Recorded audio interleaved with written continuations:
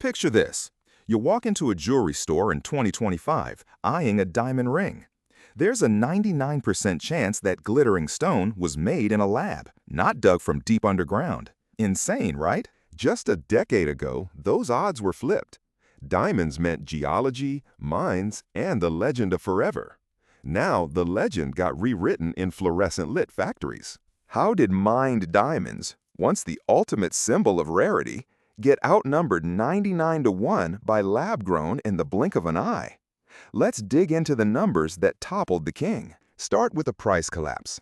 In 2017, a 1-carat lab-grown diamond could cost you $4,000. By 2025, that same gem wholesales for about $300 to $500. That's like if a Tesla Model S dropped from $40,000 to the price of a basic iPad. Suddenly, diamonds aren't just for celebrities, they're as buyable as a new pair of Air Jordans. So, who's buying all these lab-grown stones? In 2018, barely 1% of U.S. engagement rings used lab-grown gems. But by 2025, it's up to 60%. Imagine if half of all wedding cakes switched to vegan in a single year. That's the kind of overnight culture shift we're seeing, but with diamonds. And lab-grown didn't just win the hearts of couples. By sheer volume, they've overtaken mined diamonds. More carats come from labs now than all the world's mines combined. It's like electric cars suddenly outselling gasoline in a country built on oil. Only this time, the oil tycoons didn't see it coming. So what does it take to make a diamond in 2025? 2 weeks in a lab, using CVD or HPHT reactors, versus up to 3 billion years in the Earth. No typos there. If the history of Earth was a 24-hour clock, nature's diamonds would take all day, while lab diamonds are a coffee break. Gravity and heat replaced by light bulbs and spreadsheets. There's a hidden price tag: energy. Producing a 1-carat lab diamond takes about 250 kilowatt-hours of electricity. That's what your fridge gulps in almost a year. But lab-grown is still speed-running a process that took the planet billions of years, a geological flex that feels halfway to science fiction. Meanwhile, De Beers, the name that literally built the diamond myth, has gone from global king to bit player. Their share shrank from 85% to under 10%. Like Blockbuster after Netflix, De Beers tried to pivot. In 2018, they launched their own lab-grown line, Lightbox.